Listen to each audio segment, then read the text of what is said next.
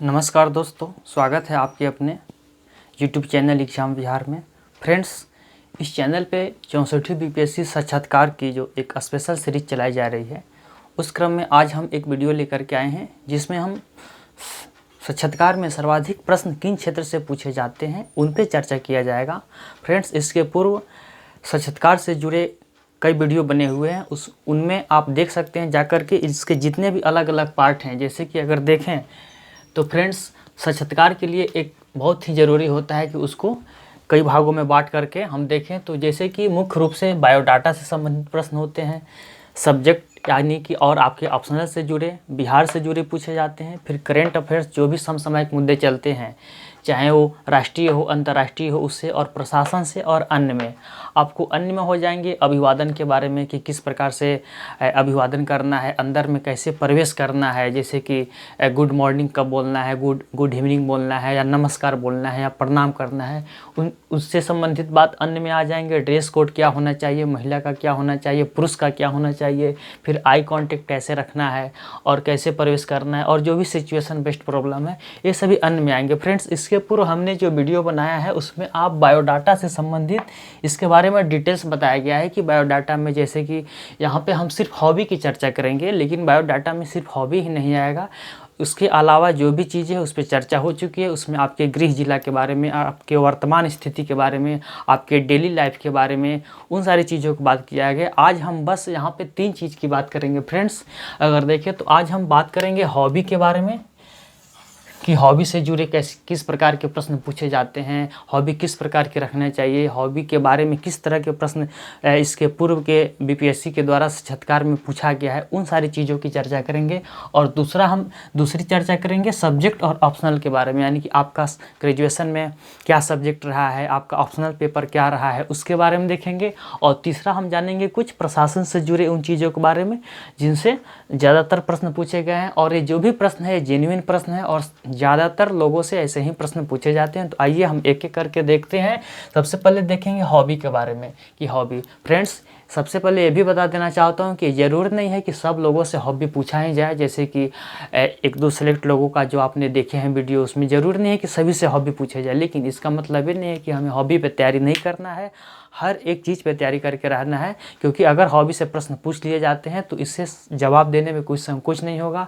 तो किस प्रकार के हॉबी होते हैं? फ्रेंड्स, हॉबी आपके कुछ भी हो सकते हैं, आप अपने स्तर से उसको चूज करें, और कोई एक बनावटी हॉबी नहीं होना चाहिए। जो रियल में है उसको आप अपने हॉबी को चूज कीजिए और उसके अनुसार आप उससे संबंधित प्रश्न को तैयार कीजिए। फ्रेंड्स, 2 चीज़ें ध्यान रखना है कि कभी भी साक्षात्कार में अपने आप को ज़्यादा ओवरव्यू नहीं करना है, स्मार्ट नहीं बनना है। बस 2 बातों को ध्यान रखना है, नेचुरल रहिए, न्यूट्रल रहना है। ये 2 चीज़ है साक्षात्कार देने के लिए। जिन लोगों को साक्षात्कार देना है या जिन लोग उसके लिए तैयारी कर रहे हैं, ये 2 बातों को निश्चित रूप से याद रखेंगे। अपने आप को हमेशा न्यूट्रल रखना है और अपने आप को हमेशा नेचुरल रखना है। तो फ्रेंड्स, हॉबी कुछ भी हो सकते हैं। जैसे कि कुछ लोगों का हॉबी क्रिकेट होता है, क्रिकेट खेलना होता है, तो उनसे प्रश्न पूछे जाएंगे क्रिकेट से जुड़े कि भारत कितनी बार विश्व कप जीता है, या हाल के कुछ अगर क्रिकेट से जुड़ी कोई घटना है, या कहीं पे क्रिकेट हो रही है, या कहीं अगर इंडिया टीम विदेश के दौरा पे गया है, या अगर कोई विदेशी टीम इंडिया में आया है, उससे संबंधित प्रश्न पूछे जाने की संभावना बनती है। या जो भी क्रिकेट से संबंधित कोई अगर पुरस्कार हो, किसी भारतीय खिलाड़ी को मिला हो, तो इस प्रकार के प्रश्न क्रिकेट से, अगर जिन लोगों ने अपना हॉबी क्रिकेट को सिलेक्ट किया है वह इस तरह की चीज़ देख सकते हैं, क्रिकेट के बारे में वो जान सकते हैं। उसके बाद चेस है, बहुत लोग चेस रखते हैं, तो आपको चेस के बारे में जानना होगा कि चेस के अच्छे खिलाड़ी कौन है, चेस के बारे में जानना होगा कि उसके कितने, उसमें क्या क्या होते हैं। उसके बाद अगर जैसे कि लोग सिंगिंग रखते हैं, डायरी लिखना भी रखते हैं, तो आपको किस प्रकार की डायरी लिखना पसंद करते हैं, क्या लिखते हैं। अगर हाल में पूछा जाएगा कि क्या अगर हाल में आपने कोई घटना को लिखा है, तो आप उसके बारे में बताइए। गार्डनिंग है, ये भी बहुत लोगों के द्वारा, चूँकि आप भी जानते हैं कि 56 से 59 में जो टॉपर रहे थे संजीव कुमार सज्जन जी, उन्होंने अपना हॉबी गार्डनिंग ही रखा था। तो इससे जुड़े प्रश्न पूछे जाएंगे कि आपने गार्डनिंग क्यों रखा। और ये जितने भी हॉबी हैं इसमें एक और प्रश्न बनता है कि आपने ये जो हॉबी रखा है इसका प्रशासन में क्या प्रयोग है। जैसे कि आपका हॉबी है चेस खेलना, तो आप प्रशासन में कैसे प्रयोग कीजिएगा। आपका डायरी लिखना है या गार्डनिंग है, तो आपको किससे प्रशासन में अगर आप आ रहे हैं तो किस प्रकार से प्रयोग कीजिएगा। बहुत लोगों का होता है कि सोशल वर्क करना है, तो आपसे पूछा जाएगा कि तब सोशल वर्क करना है तो कोई सामाजिक कार्यकर्ता का नाम बताइए जो राष्ट्रीय स्तर पर हो या अंतर्राष्ट्रीय स्तर पर हो, या आपने क्या सोशल वर्क किया है। अगर कोई हाल में कोई सोशल वर्क किया है तो उसके बारे में बताइए, या आपने किस प्रकार के सोशल वर्क करते हैं। जैसे कि सामाजिक कार्य कई प्रकार के होते हैं, कि आप शिक्षा के क्षेत्र में करते हैं, कि स्वास्थ्य के क्षेत्र में करते हैं, या किस प्रकार के क्षेत्र में करते हैं। तो आप जो भी हॉबी सेलेक्ट कर रहे हैं, उसके बाद आपको कुकिंग है, विशेषकर ये महिलाओं के द्वारा है, जो भी लेडीज कैंडिडेट है उनके द्वारा ही रखा जाता है। तो पूछ लिए जाएंगे कि आप किस प्रकार के खाना बनाना पसंद करते हैं। तो कुछ पूछे जाएंगे कि आप इसको कैसे बनाइएगा, या इसको कैसे बनाया जाता है। उसके बाद पेंटिंग भी है, तो पेंटिंग से भी है कि किस प्रकार के पेंटिंग बनाते हैं। कोई अच्छे जो भी पेंटर हैं, कलाकार है, उसके बारे में बताइए। यानी कि कहने का तात्पर्य है कि फ्रेंड जो भी आप हॉबी सेलेक्ट करते हैं वो आप अपने मर्जी से सिलेक्ट कर सकते हैं, लेकिन उससे संभावित 8-10 प्रश्न खुद से तैयार कर लीजिए कि आपने इस हॉबी को क्यों रखा, इसका प्रशासन में क्या प्रयोग है, आपने इस हॉबी को रखा है, आप किसके द्वारा मोटिवेट हुए हैं, या इस तरह की जो भी प्रश्न बनते हैं आप उस पर एक संभावित उत्तर को तैयार कर लेंगे। अब आइए फ्रेंड्स हम देखते हैं सब्जेक्ट और ऑप्शनल। ये बहुत ही इंपॉर्टेंट है, क्योंकि ज़्यादातर प्रश्न पूछे जाते हैं जब साक्षात्कार देने हम लोग जाते हैं अंदर में। तो सबसे पहले यही प्रश्न पूछ लिए जाते हैं कि आपने ग्रेजुएशन कब किए, या आपका ऑप्शनल सब्जेक्ट क्या है। तो फ्रेंड्स अगर आपने ग्रेजुएशन कब किए पूछा गया, तो आपको ये जानना होगा कि आपने ग्रेजुएशन कब किए, आपने किन सब्जेक्ट से ग्रेजुएशन किया है, और आपने किस विश्वविद्यालय से ग्रेजुएशन किया है। उस विश्वविद्यालय के बारे में भी जानना होगा, कि उस यूनिवर्सिटी के बारे में। जैसे कि अगर मान लीजिए कि आपने मगध यूनिवर्सिटी से ग्रेजुएशन किया है, तो आपको मगध यूनिवर्सिटी के बारे में जानना होगा कि मगध यूनिवर्सिटी की स्थापना कब हुआ। जैसे कि मान लीजिए मगध यूनिवर्सिटी की स्थापना 1962 में हुआ था, तो इसके ये जानना होगा। फिर मगध यूनिवर्सिटी है तो उसका मुख्यालय कहाँ है, जैसे कि बोध गया में है। या उस विश्वविद्यालय से जुड़ी जैसे कि कोई लोगो होता है या कोई टैग लाइन होता है, जैसे कि मगध विश्वविद्यालय का जो लाइन है अमृतम तु विद्या, तो उसके बारे में पूछ लिया जाएगा। या इसके स्थापना कौन थे, सत्येंद्र नारायण सिन्हा। इस तरह के जो भी आप जिस यूनिवर्सिटी से हैं, मगध विश्वविद्यालय से हैं, पटना विश्वविद्यालय से हैं, पाटलिपुत्रा से हैं, या किसी भी विश्वविद्यालय से हैं, भीमराव अम्बेडकर विश्वविद्यालय से हैं, तो इस प्रकार के प्रश्न पूछे जाने की संभावना रहती है। उसके बाद आइए पूछा जाएगा कि ऑप्शनल सब्जेक्ट, आपका ऑप्शनल सब्जेक्ट क्या है। अगर आपका सब्जेक्ट ग्रेजुएशन में और ऑप्शनल में सेम है तब तो अच्छी बात है, लेकिन अगर अलग अलग है तो ये भी प्रश्न बनते हैं कि आपने ग्रेजुएशन किया है दूसरे सब्जेक्ट से, तो फिर ऑप्शनल में क्या। जैसे कि मान लीजिए आपने ग्रेजुएशन किया है हिस्ट्री से और आपने ऑप्शनल में LSW लिया है, तो ये भी प्रश्न बनते हैं कि आपने हिस्ट्री से ग्रेजुएशन किया है तो फिर आपने LSW क्यों रखा है। और ये भी प्रश्न पूछे जाएंगे कोई भी सब्जेक्ट हो, जैसे कि अगर आप अलग बैकग्राउंड से हैं, यहाँ पे अलग बैकग्राउंड अदर, यानी कि जैसे कि आप इंजीनियरिंग के क्षेत्र से आए हैं और आप फिर आकर के कोई मानविकी सब्जेक्ट ले रहे हैं, जैसे इतिहास ले रहे हैं, LSW ले रहे हैं और ज्योग्राफी ले रहे हैं, तो इससे भी प्रश्न पूछे जाएंगे।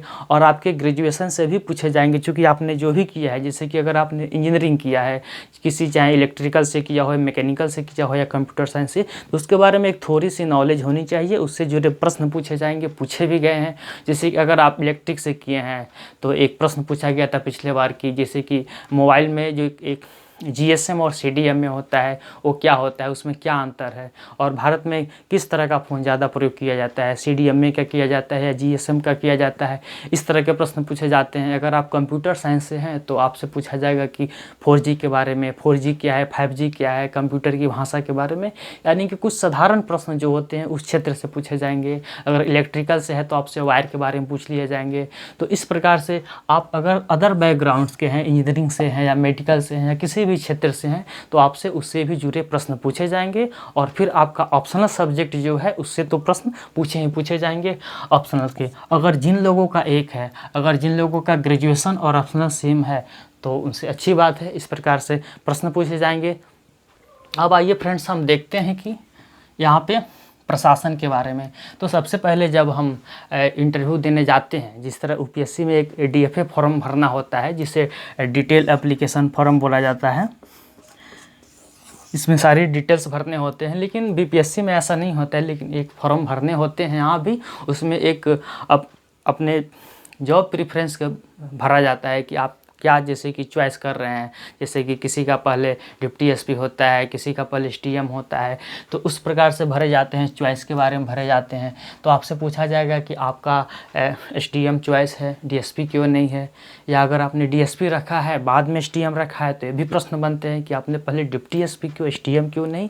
तो इससे संबंधित भी आप अपना जवाब दे सकते हैं कि क्यों हमको एसडीएम पसंद है, क्यों हमको डीएसपी पसंद है, इसके बारे में बता सकते हैं। उसके बाद ये भी पूछा जाएगा कि आप प्रशासन में क्यों आना चाहते हैं, आप प्रशासन में क्यों आना चाहते हैं। अगर आप इसके पहले कहीं जॉब कर रहे हैं, कोई भी प्राइवेट जॉब हो या कोई सरकारी जॉब हो, तो पूछे जाएंगे कि आप वो जॉब छोड़ करके आप क्यों सरकारी सर्विस इस प्रशासन में क्यों आना चाहते हैं। तो आपको इस पे भी जवाब देने होंगे कि आप प्रशासन में क्यों आना चाहते हैं। उसके बाद ये पूछा जाएगा कि आप प्रशासक के 5 गुण बताइए। आप प्रशासक बनने जा रहे हैं, प्रशासक के कोई पाँच गुण क्या हैं, आपको इस 5 गुण के बारे में आपको बताना होगा कि प्रशासन के क्या 5 गुण होने चाहिए। जैसे कि कुछ भी, जैसे कि आप अगर अपने से 5 चीज़ सेलेक्ट कीजिए। जैसे कि ईमानदारी, सबसे पहली चीज़ है कि एक अच्छे प्रशासक को ईमानदारी होनी चाहिए। उसके बाद उन्हें कर्तव्यनिष्ठा होना चाहिए। इस प्रकार से आप बना सकते हैं।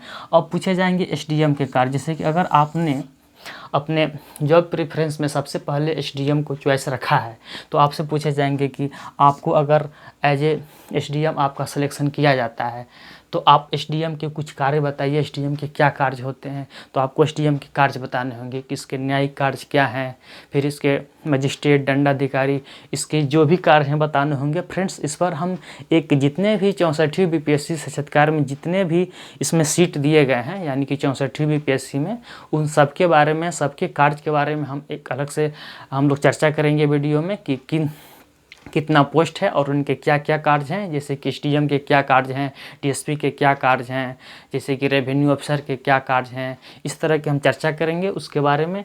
फिर आपको अगर डीएसपी है तो उससे पूछे जाएंगे कि इससे संबंधित आप बताइए कि आपको क्या कार्य करने होते हैं, किस क्षेत्र में आप कार्य करेंगे। और जो भी अन्य पद हैं उससे अगर आपने जैसे कि पहले चॉइस रखा है जो भी, उससे पूछे जाएंगे। तो और अन्य की बात करें तो इसमें अभिवादन के बारे में पूछा जाएगा। जैसे कि हम अगर साक्षात्कार देने जाते हैं तो ये सबसे बड़ी बात होती है कि आप किस प्रकार से उसमें एंट्री कर रहे हैं, किस प्रकार से प्रवेश करना है, किस प्रकार से जाना है। उसके बाद जाने के बाद से किस प्रकार से वो चेयर पे बैठना है, उसका भी आदत होना चाहिए कि कैसे बैठना है, आराम से बैठना है, चेयर को खींच करके नहीं बैठना है, ज़्यादा आगे झुकना नहीं है, किस प्रकार से बैठना है। आप अपने घर में बैठ करके प्रैक्टिस कर सकते हैं या मौक देंगे तो आपको चीज़ों को बताया जाएगा। उसके बारे में आपका ड्रेस कोड क्या होना चाहिए, किस प्रकार के ड्रेस होना चाहिए, महिलाओं को कैसे ड्रेस होना चाहिए, पुरुषों को कैसे होना चाहिए। अभी तो साक्षात्कार अगर होंगे, अगर मई में भी रिजल्ट आया जून में, तो जुलाई अगस्त में अगर साक्षात्कार हो रहे हैं तो पूरी गर्मी का मौसम है और पटना में साक्षात्कार होता है तो वहाँ पे तो और गर्मी रहता है। तो आपको किस प्रकार के जैसे कि जूते होने चाहिए, प्रोफेशनल जूते होने चाहिए, आपके कपड़े होने चाहिए। आप इसको अपने हिसाब से, अपने ढंग से, लेकिन वो भी लाइट होना चाहिए कि एक हल्का कलर में होना चाहिए। एक पैंट शर्ट होना चाहिए जो कि आपको बेल्ट, ये सब घड़ी वगैरह ये सब लगा सकते हैं, टाई भी लगा सकते हैं। बहुत से लोगों को अपना कोट पैंट होते हैं तो हाँ, कोट पैंट भी लगा सकते हैं आप, लेकिन गर्मी का मौसम है, आप अपने लिहाज से कर सकते हैं। महिलाओं के लिए जो भी उनके अपने जो ड्रेस सूटेबल है, जैसे कि ज़रूरी नहीं है कि सब लोग साड़ी भी पहन सकती है, और जैसे कि सलवार समीज भी चलेगा, एक हल्का लाइट कलर होना चाहिए। तो जो भी बेस्ट लगे, जो भी अपने आप को शरीर पे जो अच्छा लगे और जिसमें आप अपने आप को कंफर्टेबल महसूस करें, वो ड्रेस पहन सकते हैं। इसमें आई कांटेक्ट की बात करें तो जब हम साक्षात्कार देने जाएंगे तो वहाँ पे हमें आई कांटेक्ट बना कर रखना है। ऐसा नहीं कि सामने साक्षात्कार हो रहा है तो हम कोई भी चीज़ का जवाब दे रहे हैं तो ऊपर देख रहे हैं या नीचे देख रहे हैं, ऐसा नहीं करना है। जो हमसे जिनके द्वारा प्रश्न पूछा जाता है हमें उनसे आई कांटेक्ट तो रखना ही है, और जवाब देते करते समय आप आसपास के मेंबर लोग की तरफ भी एक नज़र देखते हुए जवाब देना है। इन बातों पे ध्यान रखना है। प्रवेश के बारे में हमने बताया कि अगर आप एंट्री कर रहे हैं तो अगर आपको जैसे कि अगर सुबह का मौसम है तो आप गुड मॉर्निंग बोल सकते हैं, गुड मॉर्निंग सर बोल सकते हैं। अगर मैम है तो सबसे पहले मैम को गुड मॉर्निंग मैम, फिर उसके बाद गुड मॉर्निंग सर। अगर इवनिंग है तो गुड इवनिंग। अगर जिन लोगों को जैसे कि प्रणाम करना है, नमस्कार करना है तो कुछ भी कर सकते हैं, उसमें कोई नहीं है। आपको जिस तरह अच्छा लगे, जिसमें आपको सूटेबल लगे उस प्रकार से आप कर सकते हैं।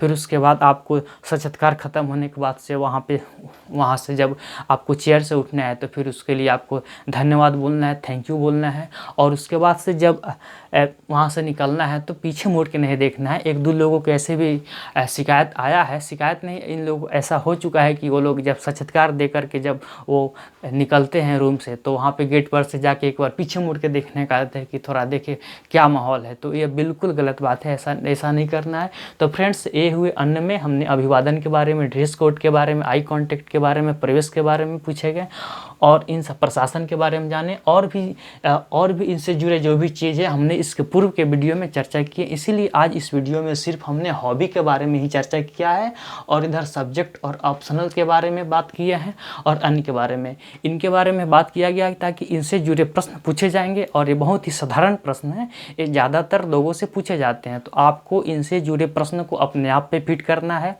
अपने आप को वहाँ पे रखना है कि मेरा ऑप्शनल सब्जेक्ट क्या है, मेरा ग्रेजुएशन में क्या था, हमसे क्या पूछा जाएगा, किस प्रकार के हम जवाब देंगे, या हम अपना हॉबी, आप लोग अभी से अपना एक हॉबी सेलेक्ट कर लीजिए और उस हिसाब से अपने आप को ढालिए, उस हिसाब से अपने आप को सोचिए कि मेरा हॉबी क्या है, हमसे किस प्रकार के प्रश्न पूछे जाएंगे। और अपने आप को हमेशा नेचुरल रहिए, न्यूट्रल रहिए। यही दो मुख्य चीज़ है साक्षात्कार के लिए फ्रेंड्स। तो आप लोगों को ज़रूर अच्छा लगा होगा और आज के लिए इतना ही, फिर आगे मिलते हैं। धन्यवाद।